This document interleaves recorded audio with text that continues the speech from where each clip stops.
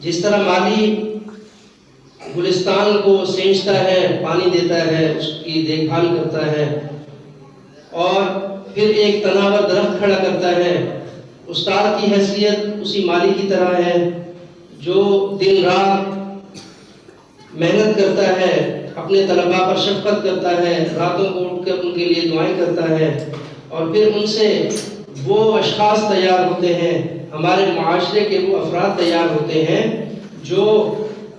جن کے ہاتھ میں اسلام کا جھنڈا ہوتا ہے، جن کے سینوں میں قرآن مجید کی محفوظ ہوتا ہے، جن سے اللہ تعالیٰ نے قرآن کی حفاظت کا ذمہ لیا ہوتا ہے، اور جن کو